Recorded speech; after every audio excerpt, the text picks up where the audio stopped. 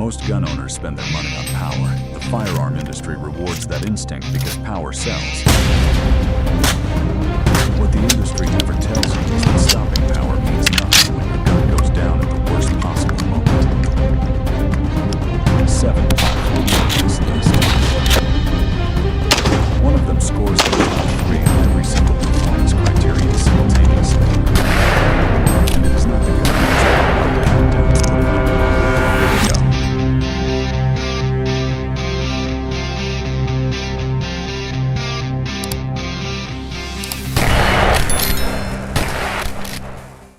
Number 7. The Marlin 336, chambered in .30-30 Winchester. This rifle has taken more whitetail deer than any other cartridge in American history. That is not marketing copy. That is a century of documented harvest records. Winchester introduced the .30-30 cartridge in 1895, making it the first American sporting round designed specifically for smokeless powder. The 336 itself entered production in 1948 and has remained in continuous manufacture longer than most modern rifle platforms have existed. No military contract launched it, no police department adopted it. The American hunting community alone kept this gun alive for 76 years, and that kind of staying power does not happen by accident. Here is what most people miss about this gun.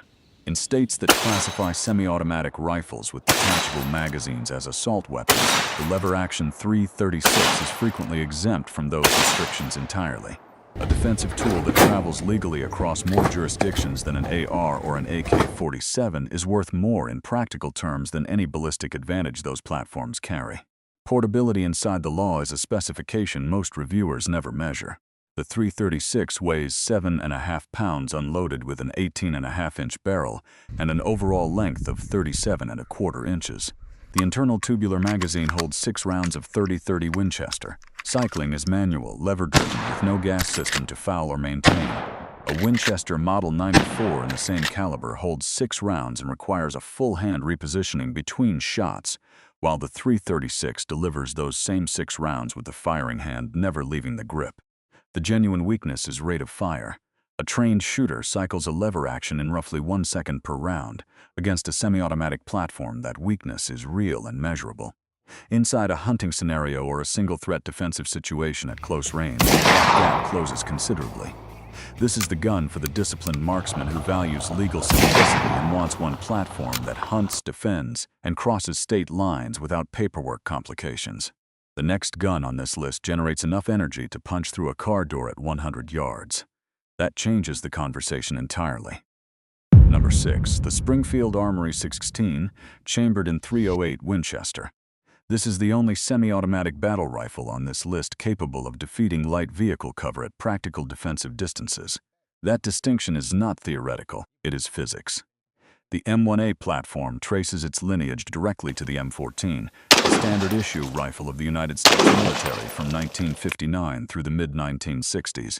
Springfield Armory introduced the SOCOM 16 in 2003 as a civilian legal short-barreled variant built on that same proven action.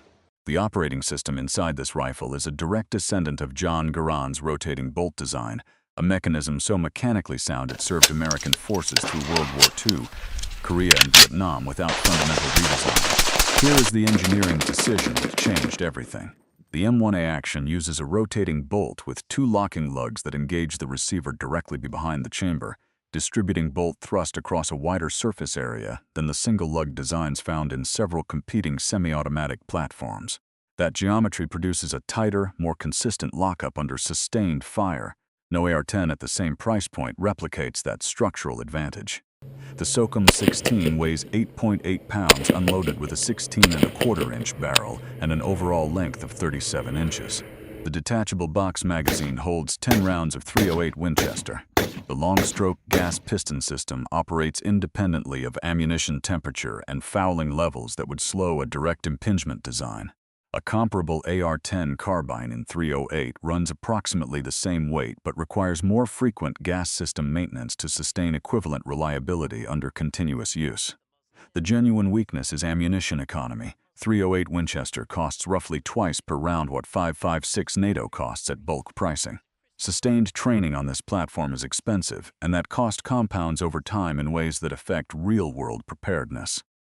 This is the gun for the shooter who needs to engage beyond 200 yards or defeat cover that smaller calibers cannot penetrate. The next platform fires 5 completely different load types from one barrel with 0 mechanical changes. That level of versatility does not exist anywhere else on this list. Number 5. The Remington 870 chambered in 12 gauge.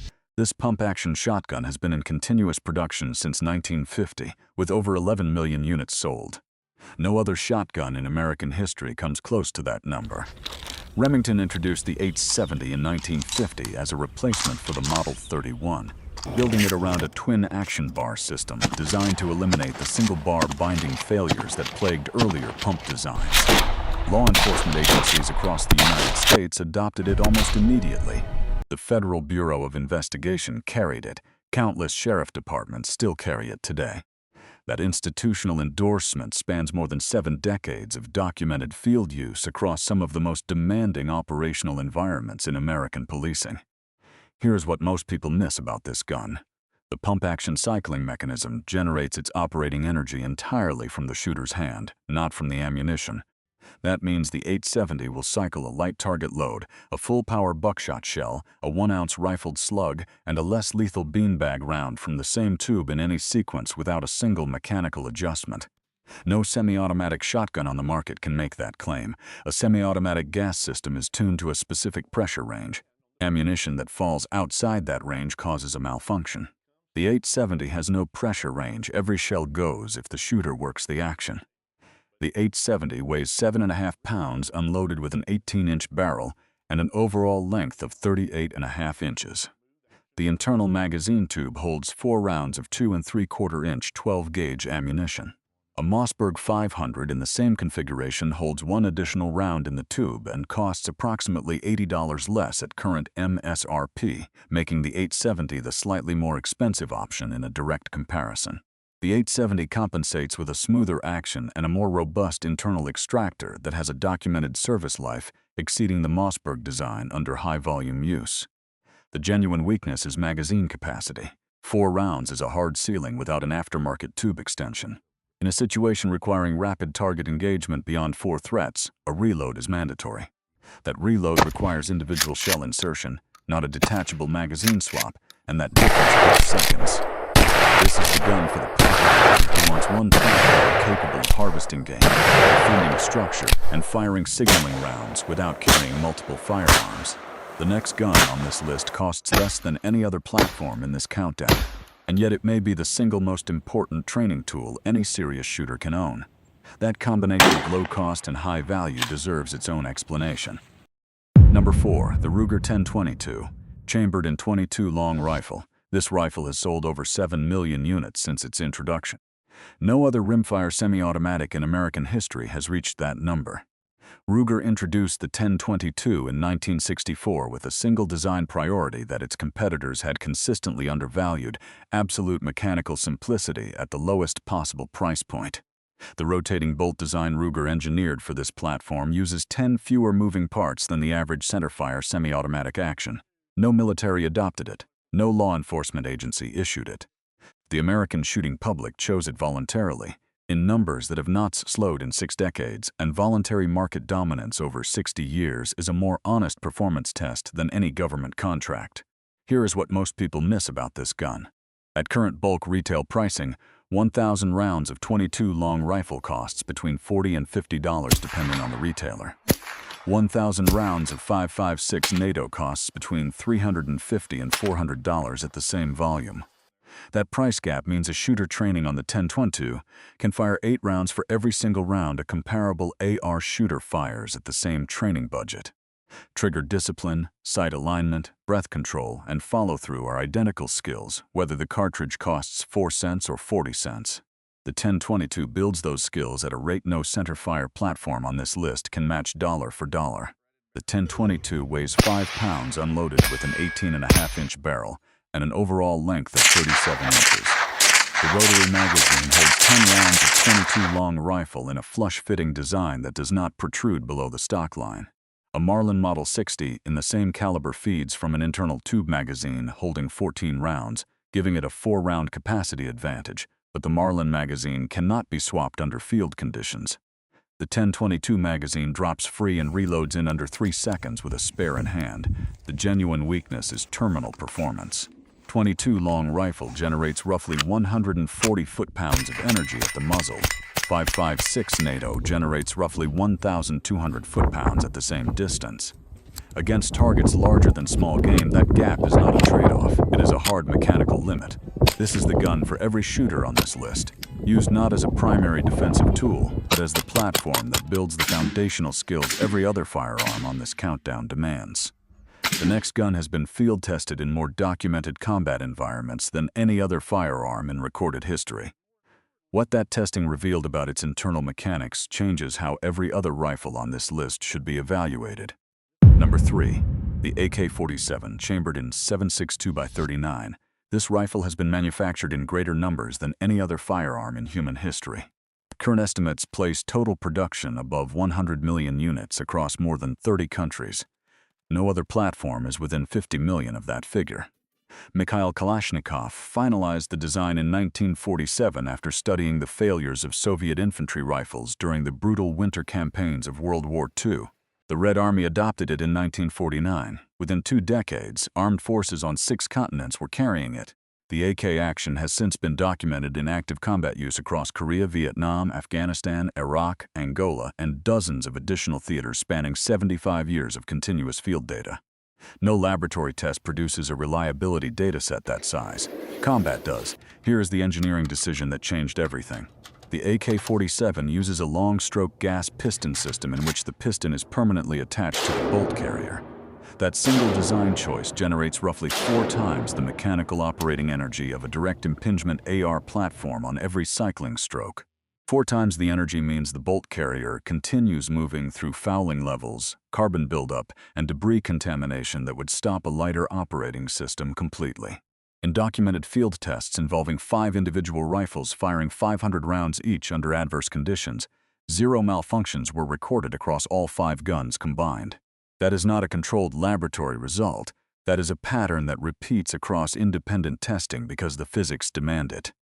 The AK-47 weighs 7.7 pounds unloaded with a 16.5-inch barrel and an overall length of 34.5 inches. The detachable box magazine holds 30 rounds of 7.62x39. The long-stroke gas piston requires no carrier key staking, no gas tube alignment, and no buffer system to function. A direct comparison to the AR-15 reveals the core trade-off precisely. The AR delivers superior accuracy with a typical group size of 1.5 inches at 100 yards against the AK's average of 3 inches at the same distance. The AK delivers superior reliability under contamination. Both numbers are documented. Neither platform pretends the other advantage does not exist. The genuine weakness is modularity. The AK receiver geometry and proprietary rail system limit aftermarket accessory options to a fraction of what the AR platform supports.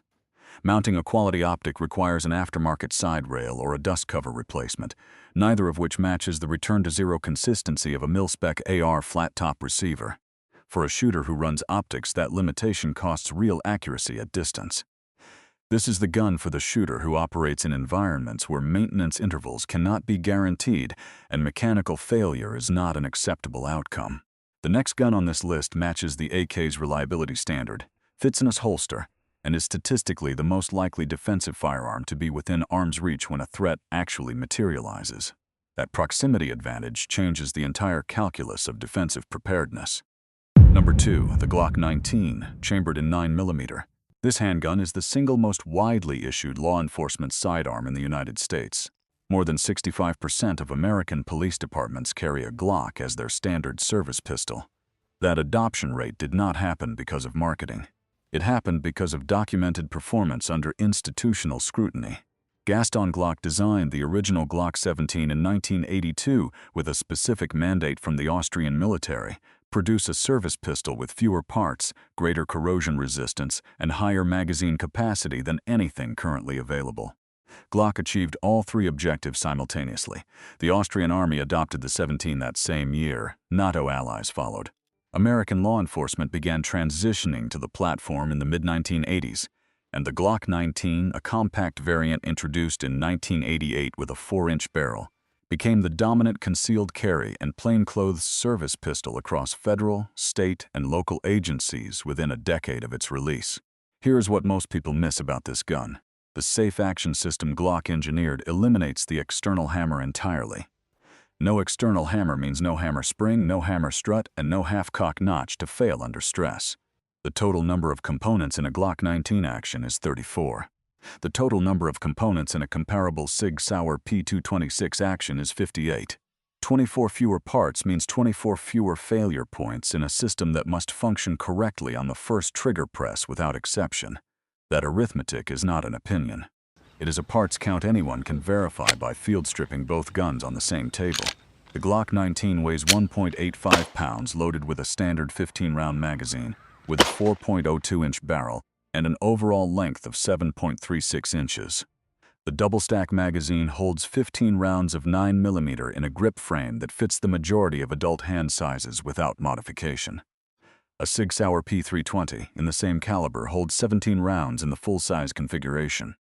The P320 compact matches the Glock 19 in overall footprint while adding approximately 2 ounces of unloaded weight, a trade-off most shooters will not notice at the range, but will notice over a full day of carry. The genuine weakness is grip angle. The Glock grip sits at a 22-degree angle relative to the bore axis, steeper than the industry standard of approximately 18 degrees. Shooters transitioning from a 1911 pattern pistol or a SIG double-action platform frequently require additional training time to recalibrate their natural point of aim. That adjustment period is real and should not be minimized. For a shooter with no prior handgun experience, the angle becomes instinctive within a standard training course. For a shooter with thousands of rounds on a competing platform, the transition demands deliberate effort. This is the gun for every shooter on this list, worn daily, within reach at the moment a defensive situation begins. Before a long gun can ever be retrieved from storage, you have waited long enough. The #1 platform on this list scores in the top 3 on every single performance criterion simultaneously. No other firearm in this countdown achieves that. Here it is. Number 1. The AR-15 chambered in .556 NATO. This platform has been in continuous civilian production in the United States since 1963. More aftermarket components exist for the AR-15 than for every other rifle on this list combined. That parts ecosystem is not a luxury. In a sustained defensive situation, it is a logistics advantage no other platform can replicate. Eugene Stoner designed the original Armalite AR-15 in 1956 as a lightweight alternative to the heavy battle rifles then standard across NATO forces. The United States Air Force adopted a military variant in 1961. The Army followed in 1963. Over the subsequent 6 decades, the platform evolved through continuous feedback from the most demanding operational environment any firearm can face, documented combat use by the most well-equipped military force in history. The civilian AR-15 inherited every mechanical refinement that process produced. Here is what most people miss about this gun. The AR-15 is the only platform on this list that accepts a complete upper receiver swap without tools and without gunsmithing. A shooter can convert a standard .556 carbine to a .22 long rifle trainer, a .300 blackout suppressor host, or a .458 SOCOM brush gun by removing 2 pins and exchanging the upper assembly. That conversion takes 45 seconds. No other firearm in this countdown changes its fundamental role that quickly or that completely. The AK-47 platform reviewed at number 3 requires a complete rifle swap to change calibers. The SOCOM 16 reviewed at number 6 is mechanically fixed to 1 cartridge family. The AR-15 is an adaptable system, not a fixed tool, and that distinction drives every number that follows. The AR-15 weighs 6.35 pounds unloaded in a standard carbine configuration with a 16-inch barrel and an overall length of 32.5 inches with the stock collapsed. The detachable box magazine holds 30 rounds of .556 NATO in the mil-spec standard configuration. The direct impingement operating system delivers a cycle rate that produces a typical 5-shot group of 1.5 inches at 100 yards under field conditions. That accuracy figure matches the best the AK-47 platform achieves only at 50 yards, and it matches the SOCOM 16's precision at a fraction of the ammunition cost. .556 NATO currently prices at bulk retail for roughly 35 cents per round. .308 Winchester prices at roughly 80 cents per round at the same volume. Over 10,000 rounds of documented training, that difference equals $4,500. The genuine weakness is sensitivity to maintenance intervals. The direct impingement system routes propellant gas directly into the bolt carrier group, depositing carbon fouling inside the action at a rate the AK-47 long-stroke piston system avoids entirely. A neglected AR will malfunction before a neglected AK-47 under identical fouling conditions. That gap narrows to near zero with chrome-lined barrel and bolt carrier components and a standard cleaning schedule, but the gap exists and any honest evaluation must name it. This is the gun for the shooter who demands accuracy, modularity, parts availability, and training economy from a single platform without accepting a disqualifying trade-off in any one category. The final verdict is straightforward. Every other firearm on this list excels in one or two criteria and accepts meaningful compromises in the remaining ones. The .336 wins on legal portability and loses on rate of fire. The SOCOM 16 wins on terminal energy and loses on ammunition economy. The AK-47 wins on contamination resistance and loses on precision and modularity. The AR-15 does not win every category outright. What it does is score competitively across all 9 evaluation criteria simultaneously, a performance profile no other platform in this countdown replicates. That consistency across every measurable dimension is precisely what makes it the most defensible single purchase any serious shooter can make. No single firearm solves every problem. The shooter who understands that truth builds a collection with intention. The shooter who ignores it buys power and discovers too late that power without reliability, without parts, and without affordable training is a liability, not an asset. Here is the question for the comments. If you could own only one firearm from this entire list, which one fits your specific situation and why? Give a real answer, not a brand loyalty answer. A reasoned one. Note for viewers in California, New York, New Jersey, Massachusetts, and other states with assault weapon statutes. Verify the legal configuration requirements for any semi-automatic rifle in your jurisdiction before purchasing. Feature restrictions vary by state and change without notice. Subscribe if you want firearms breakdowns built on verified specifications and documented history, not manufacturer talking points.